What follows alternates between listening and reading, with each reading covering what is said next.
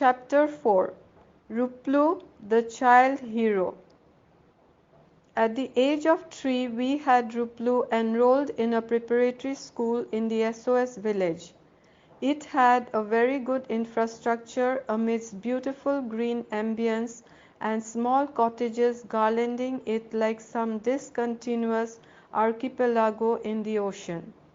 Mrs. Parul Das, the school teacher, was known to us, and she took the utmost care of Rishabh, who was completely a different lad in school.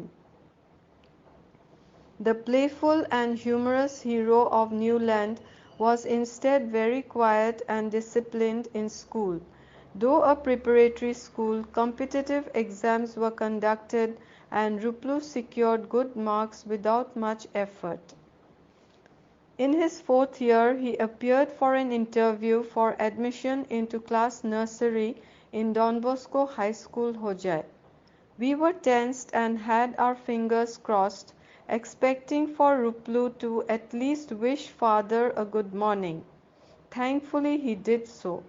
Formalities were all done and he got admitted. 18/1/2004. His first day at Don Bosco High School. Nursery class teacher Jenny Ma'am was introduced to Rishabh as Jishnu's younger brother. The school bell rang. RUPLU held my hand tight and would not let go of me. He feared at the sight of the huge number of students who were all running for their respective classes. Panicked that he would be indoor for long hours, unlike his play school, RUPLU cried and yelled, showed his tantrums and would not go in. But after about half an hour, I pushed him in with a handful of chocolates. For another 7 to 10 days, RUPLU was reluctant of entering his classroom, but soon he got acclimatized. The nursery syllabus was quite tough in a way that it was very difficult to make a vibrant kid study. The syllabus was bookish, and for a kid as playful as RUPLU, those pages weren't of much interest to him. Nevertheless, he managed on all sides. He was loved by all for his cheerfulness, be it at school or home. The secured Newland campus was a playground for his little gang. Cycling, cricket, football, and badminton were his favorite sports. He was indeed an athlete. In class 4, RUPLU was awarded a silver medal for skipping and a bronze medal for 50 meters race. These medals still shine bright in his room in our apartment. His love for cycling over muddy and waterlogged pavements and bumpy roads only reflects his adventurous personality.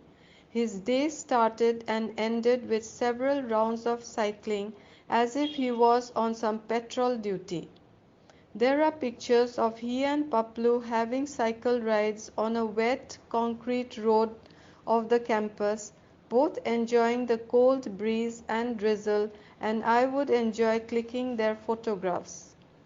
Once he and Rumu went missing for half a day when both had an adventurous cycle ride to Shankardev Nagar through the bumpy road. Paplu and the doctors went crazy hunting for the 2 young boys, thinking them to be kidnapped, but the audacious boys returned at dusk pulling their cycles. We thanked God they were safe, and our tension and anger faded on seeing their pitiable condition. With face and hands starred, they experienced indeed repeated chain drop. I made a beautiful collage of his childhood pictures from birth to age 4, bathing pictures to thumb sucking. Annaprashanna pictures where we give him a bath under the plantain tree. In another he sits on Rintu's lap holding a red pencil like some wizard out of the Harry Potter flick, as Bubby and Paplu watch him. His pictures with dolls, teddies, toy cars, pictures with his cousins, parents, aunts, grannies, best friend Flora, and caring maid Tulsi. In each picture he wore a cute smile and a mischievous one while splashing water as he bathes. As RUPLU grew a little bigger, he became the leader of the small kids group: Adi, Neer, Afrin, Nasim, Ryan, Mon and Mo. He was a superhero of not only the little kids gang but also of the bigger kids. Sarah would call RUPLU Appu, and hearing her the rest repeated Appu Appu, and Mon Mo, twin sons of Dr. Dipu Marme and Momi and Adi's brothers, too small to pronounce Appu, called him Poo. Since then RUPLU would be called Poo by Lola, Pompey and me. If it ever happened that Mon and Mo and their old maid Naspoti would find out front door locked, they would bang at it and yell for RUPLU until the door was unlocked. RUPLU, to adore them, would just haphazardly leave whatever he was doing and would come running down to play with them. As they played, he commanded, and the gang obeyed. Never were they steady. At one moment they would be seen in the community hall, next in the badminton court, then at the cricket ground, and then in their respective cycles. The children celebrated every festival together. There are several celebration photographs. A very cute picture. Mon stretches himself up to put Holi on RUPLU's face as he bends down for Mon to reach him. They would all play with their water guns, rainbows of magenta, blue, yellow and red splashed and thrown all over. Pooh was also very much into Diwali lightings. From a week ahead he would make plans and say, "Ma, eibar kintu beleg light lagibo, agor light di nohobo. Ma, this time we will need different lights, the previous ones will not do." So every year new chains of light added to the variety. Moinuddin Mama, the little ones called him so, was an all-round helper in the Newland campus. He would put up banana trees in front of all the quarters, and he shoved into them a couple of wooden platforms for the diyas to be placed on.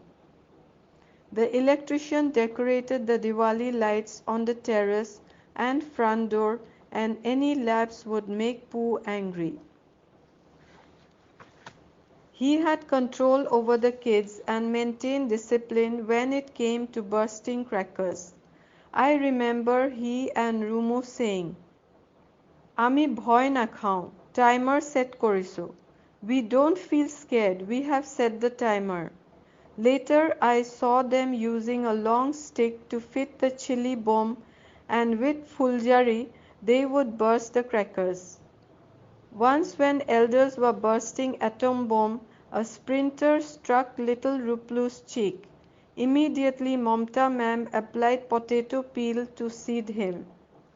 When Rumu and RUPLU were high school students, they preferred the 1,000 shots and the ever beautiful rocket bomb.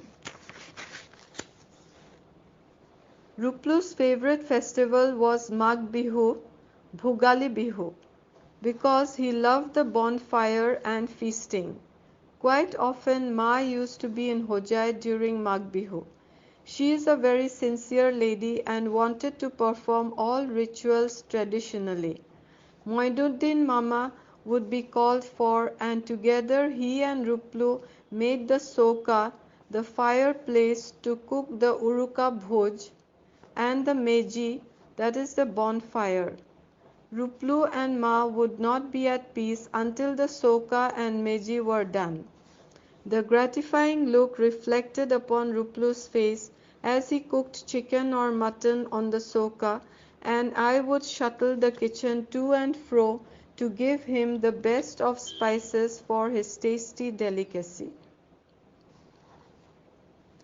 Following morning, without any hesitation, Ruplu would jump out of his bed and take a quick shower.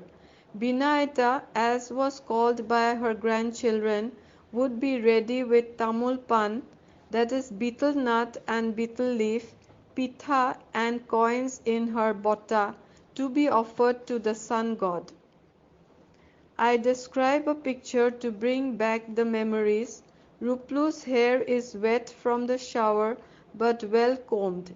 He is wearing jeans and a brown jacket, stands bare feet with the bota and offerings in his hand, Meji well lighted.